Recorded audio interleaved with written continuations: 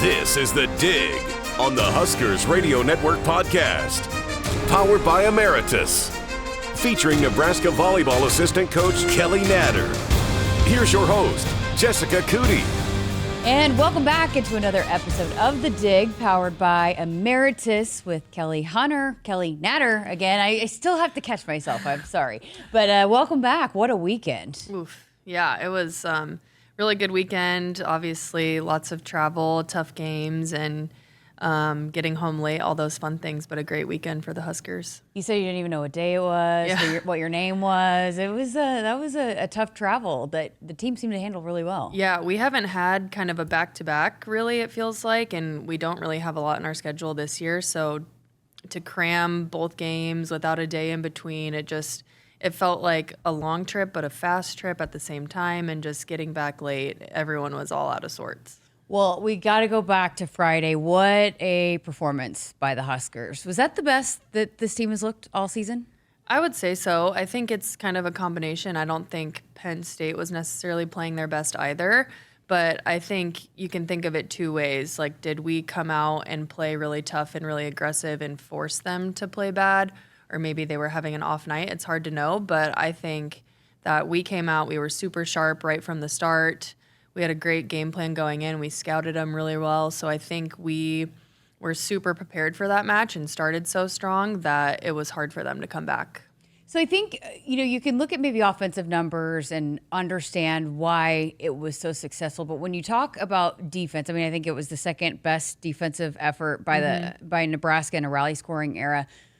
What goes into that? What goes into like that kind of defensive performance? There's honestly a ton of stuff, but first and foremost is just understanding who we're playing and what their tendencies are. So there's your tendencies for your attackers. Where do they like to hit the ball? There's tendencies for your setters.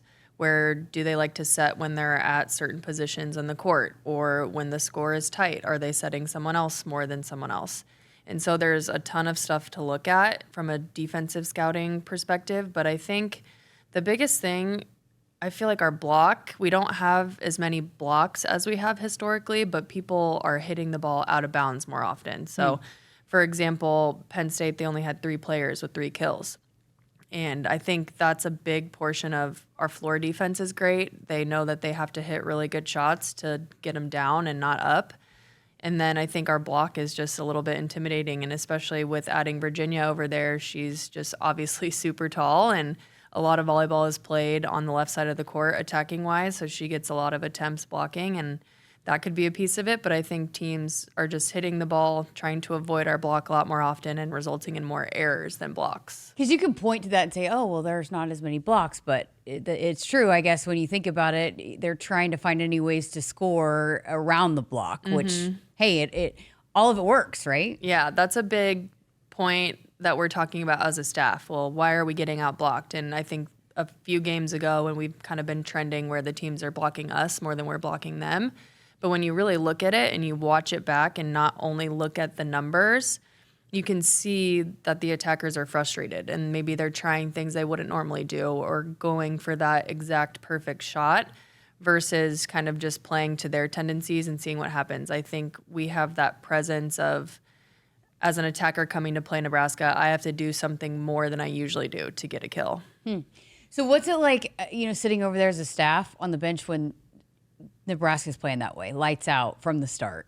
Yeah, it was obviously a lot of encouragement and a lot of just, you guys are playing great, but now we need to continue that. And it's really cool as a coach when you're kind of standing there, like there's not much more we can really say or anything that we didn't prep for. They were basically doing everything we had prepped for. So there wasn't any adjustments really during the match.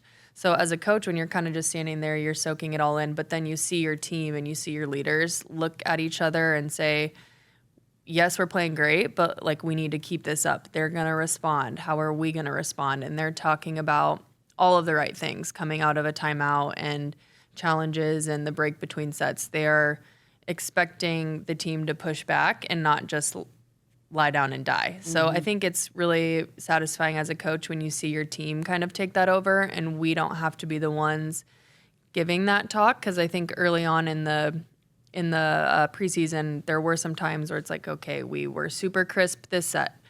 we have to respond, and then maybe we didn't, or vice versa. We started pretty slow, and then we have to kind of amp them up. So for them to come out, start strong, be talking about all the right things was really satisfying as a coach. You just sit back and watch the show at that point. Pretty much. I think everyone thinks like coaching during a game is so much like, here's what you need to do, and so much instruction and feedback. But the way I view it, and the way that we try and view it as a team and as a staff, is like, we're building the toolkit in practice, and then during a game, it's like they just have to trust themselves and go out and play, and trust that they know what they're doing, and to trust their instincts. So I think it's preparing them to be ready for the moment, not trying to overcoach them within the moment. Yeah, absolutely. So, and then you have the back-to-back at Rutgers, and another record-breaking crowd, and the largest audience to watch a volleyball game in New Jersey history. So there's a lot of Husker fans there, though, right? Yes, there were. But I think I was telling Brennan when we were sitting there, it felt like all the same fans, like when they were cheering for Rutgers and cheering for Nebraska, they felt like they were from the same kind of location. So I wonder if there's just like volleyball fans, you know, and it's cool to see people love volleyball that much. And obviously, I think there were more Nebraska fans, and the cheers were a little bit louder for us. But I think Rutgers had a great crowd, and like even during their hype video and when they got big plays, the whole place was loud, no matter who won the point, really. But it was just a really cool atmosphere, like you said, the most watched match in New Jersey, like not just at the college level, just ever. I think that's great. Yeah, that's cool. And cool that you brought that up, that it wasn't just, hey, because I think you could maybe get the perception, oh, it was all Nebraska, but the fact that there were cheers for both. Kyle Crooks, the new play-by-play guy, had brought up something when we were talking about that. You guys need to schedule a match in Madison Square Garden. I bet people would show up for that too. Oh, I'm sure they would. We kind of made the joke the other day that our fans, like, they'll just crawl out of the cracks. Like, we don't know, do you live here? Did you travel here? There's just always Nebraska fans everywhere we go.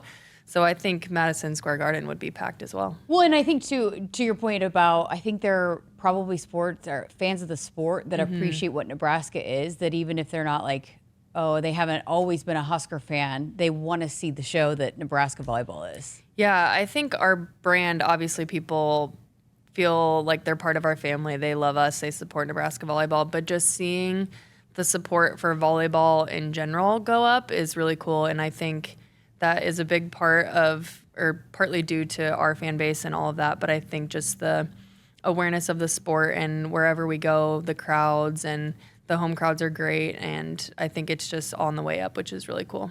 So, and that was not an easy turnaround. You guys got in late and then had to turn right around and play Rutgers, who you've talked about as much improved, as much as people want to think, oh, they're not, but they're very much an improved team. And then, you know, to have to do that turnaround was not an easy task, but the team responded well. You guys had to be pleased with the way they came out and battled, and you got a lot of different players in there as well. Yeah, it was tough, just obviously getting there late, having to wake up not too early, but still waking up, going to breakfast, going to serve and pass. But I think when we went to serve and pass, the vibe was really good. Everyone had energy. Maybe it was some delirious energy from lack of sleep and just coming off the high of the night before. But there was energy. It wasn't like anyone was, oh, I'm so exhausted, I don't want to be here. It was like, all right, we're on to the next. We mean business. And that Rutgers team is definitely one of the best they've maybe ever had. And they're super balanced. They have a great setter. And I just think what they're building there, it takes time, and it's starting to take off, and they have a really good team. You know, for Bergen and what she's able to do, she's named the Big Ten Setter of the Week. You work with her, obviously have seen her growth. What's different about her here in her third season? I think she's always had great hitters around her. Obviously, her class alone is just a huge part of our team. But I think for her, it's more like she's taking charge of the show. Like, who am I setting when? How am I setting them? We're obviously doing some different things offensively, a little bit faster. We have some different plays that we run, some different sets. So I think maybe creativity is a good word for it, or fearless. I'm not sure. I think she's just free out there. And obviously, as a setter, when you have all these great hitters, you know there's no bad choice. And that's something that her and I have talked about a lot, is just, yes, when you scout for a team, what you want to do offensively to them. There are some little things here and there that you might switch up, whether it's the route your middle runs or who you want to set from a certain area of the court. But for her, there's no bad choices. And I think as a setter, that's very freeing because you can very easily overanalyze your decision making, who you want to set when, all those things. But I think she just goes out there and she just plays and she puts up great sets. She's super consistent. But I think for her, it's just the creativity is, I think, a little bit higher than last year. I just, again, and something that I think is so impressive, and comparing a little bit to what Dylan does and just being able to spread it around. Because I think, as a quarterback, as a setter, it could be human nature, right, to lock in and get really comfortable with a couple, 2 or 3. But the way that she is just seems even more comfortable with so many different players. I that's so impressive, and it's not easy to do, right? Right. I think every hitter kind of requires a different set, and the faster the setter can figure that out, the better time everyone has. But I think to your point, like with Dylan in football, it's pretty similar where you call a play, but then you don't really know what's going to happen. So you can call a play and have this great plan in place and, okay, I want the middle to go here, and then I'm going to set this person because they have a smaller blocker, but the pass is off the net. Okay, now what do I do? So I think there's so much organicness to that decision making where sometimes when you get in that situation, that's when you overanalyze it. Okay, my plan A is out the window. What do I do now? And I don't see her thinking like that or looking frazzled at all. It's, okay, here's my play. All right, passes off. Okay, what am I going to do now? And it's much more, I guess, relaxed and free, and just she looks confident out there. Yeah, for sure. Manaia Ogbechie, how special was she on Saturday? Gosh, she is just an athlete and a great kid and has worked so hard to get better in such a short amount of time. And so for her to go in there and just have an awesome night, it just, warms our heart as coaches because she's such a hard worker, but super physical, great arm. Obviously, she can attack the ball pretty hard, so she's fun to watch. What's the luxury of it's a long season, it's a grind, the Big Ten, so hard, but being able to maybe rest some players in some matches and not even miss a beat with being able to call in some of these players off the bench? Yeah, a huge thing that we do in our practices is we mix up our teams, especially early on in the week. And as we get closer to matches, then we kind of go more of our main 6, 7, or 8 together, and then everyone else on the other side kind of challenging them. But I think that mixing really helps a lot just to feel comfortable with whoever is out there. And I think our gym is so competitive that like we learn each other, we want to learn each other. Everyone wants to win no matter who is on their team. So I think that's a big part of why it seems so seamless and flows so well. But we've talked a bunch about it. Like this team wants to win a national championship and not only focus on All-Americans or stats. We just want to win matches, and we want to win the 6 at the end when they matter the most.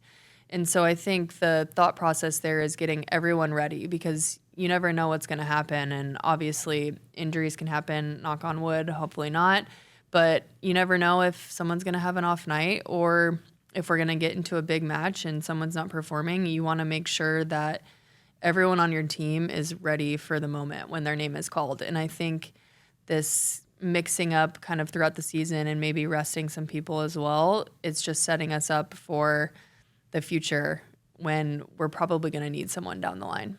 It's different, right? A lot of times people are like, settle into a lineup so they can build the chemistry. But the fact that this team doesn't really have to do that, that's not normal, right?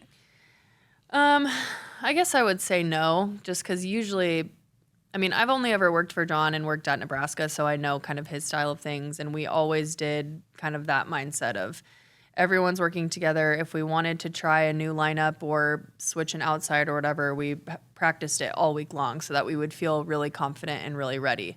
So I think there's 2 ways of looking at it. It's like I'm with them all the time. The same group is out there all the time, so they feel really comfortable.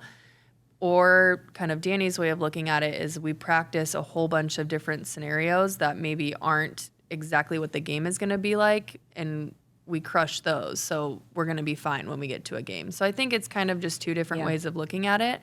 And I don't know. I think the mixed teams is really fun at practice. It creates a very competitive environment. For sure, for sure. And I imagine like either way, it could go either way. Like Oh, yeah. when you match them up like that. It's super close. Yesterday we did a drill. The score started at 10-10 and you had to get to 25.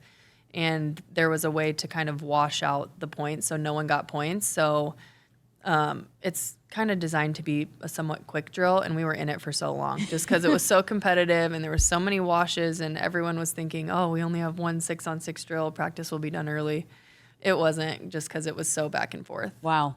You just talked about it, the national championship, and this team is open about that. I think that's been refreshing. I've talked about that with people, just that you're not hiding from that. And even Rebecca going into, the Penn State match, that she's fired up for it because she had revenge on the mind. It's pretty cool to see, because a lot of teams might shy away and do the coach speak type thing. Mm-hmm. Why has it been good for this group to really embrace that and speak freely on some of those things? I think the narrative being a Nebraska volleyball team is that you should make the Final Four and be in the national championship and hopefully win.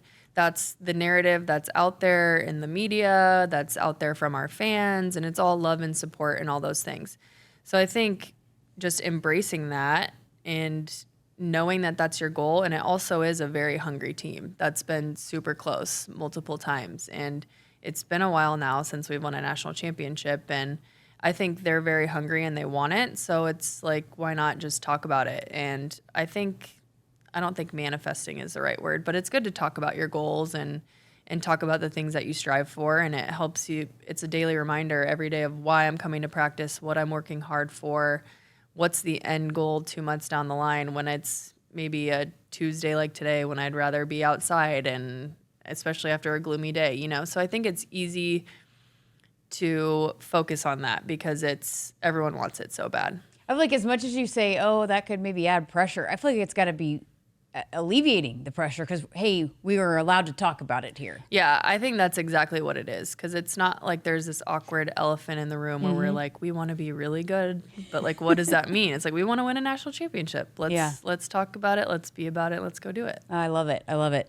So, with you now and working with the liberos, when you're kind of breaking down film from these, what are you looking for? How are you evaluating film to break down, to improve, and I guess point things out to, build on, get better from, or also maybe point to the positives?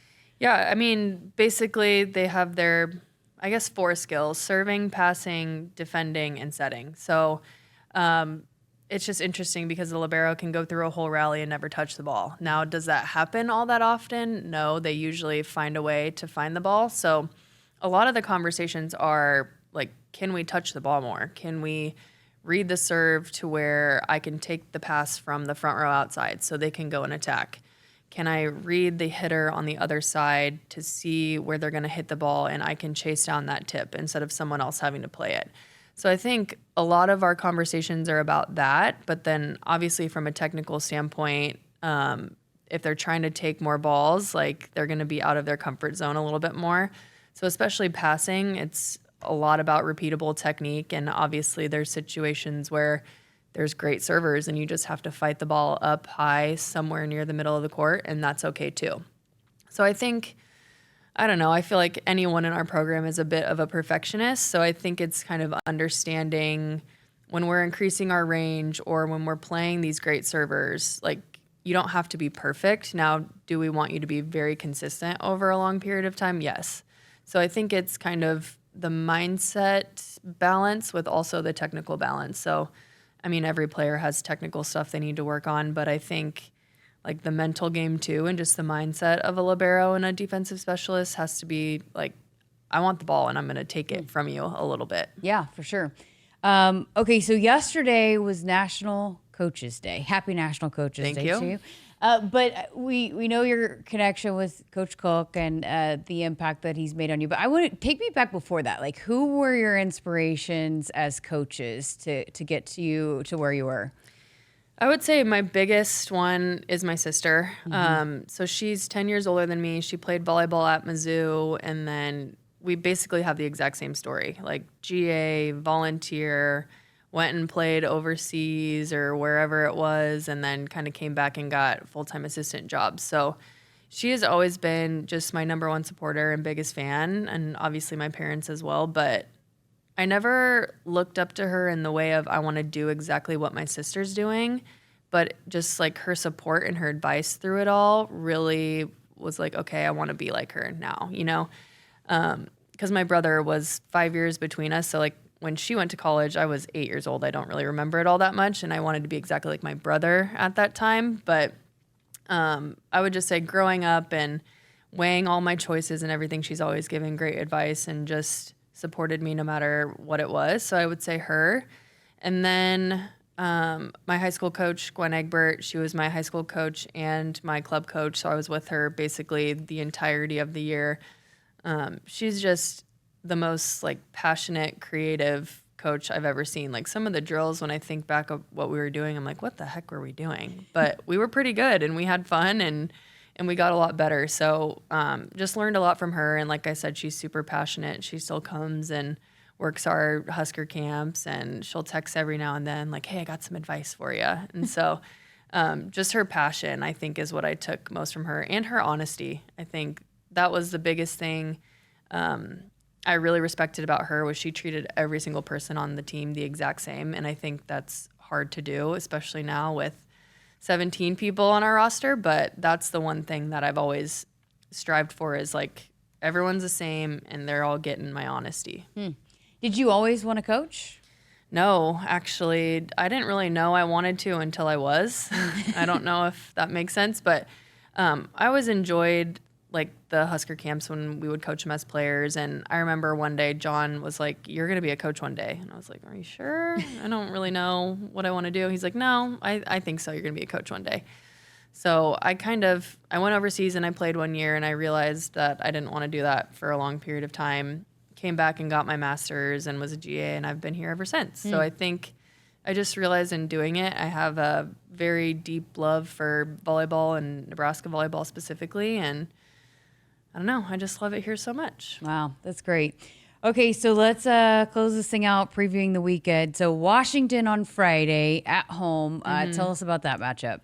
Yeah, they've got a great team. They're super consistent, and coming to play here is always very fun for people. We went there last year for the first time, so I think that'll be a great match. They'll be fired up to come to Devaney. I wonder like how the time change stuff will work for them coming this way, because we didn't get to experience that with them last year. So that could always play a factor, like we just talked about how we were a little bit tired all weekend, but they've got a good team.